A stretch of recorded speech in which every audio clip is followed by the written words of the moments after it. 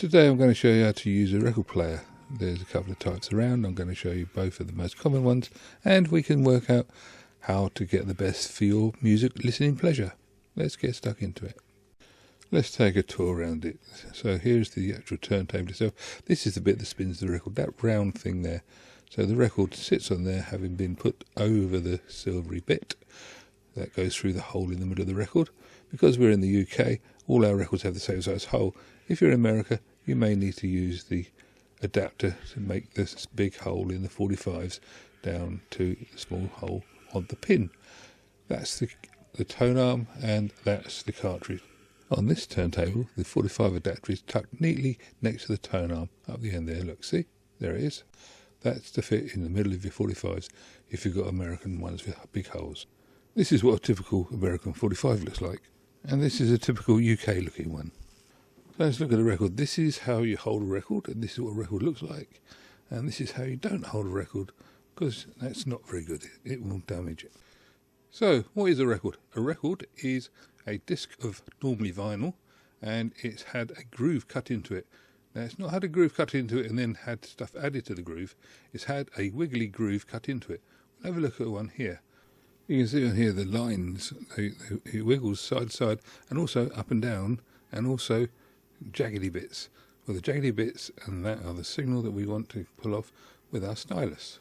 And now, having cut the groove in, you can then say, well, let's play it back, because the groove was cut using the vibrations from sound. So if you reproduce the groove by dragging a piece of rock through it attached to a sounder, you will get sound. Well, they got a bit more advanced than that.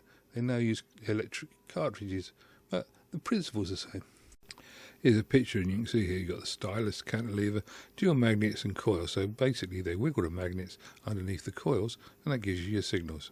That's enough of the boring bits. Let's have a look at this record. Now you can see here it's got sort of grey bits and some very black lines. Looking at this now, you can see here a bit closer, the grey bits there that's where the sound is, and then where the black lines are, that's where there's no sound. That's the silent bits between the tracks.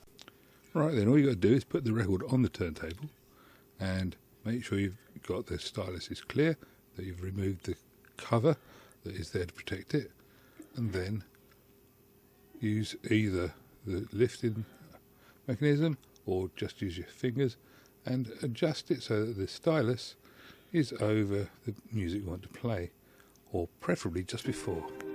And here we go, this is now playing that track, and if you decide that's not the track you want to listen to, that's easy. All you do is you lift it up and you move it further in, just like that.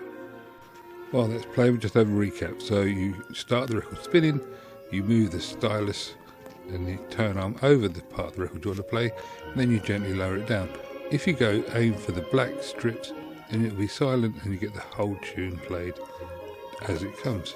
And when you're finished, you just lift it up, or use a lifting mechanism, or if you've got a posh turntable or an automatic turntable, it will just take the arm back for you, and it's as good as that.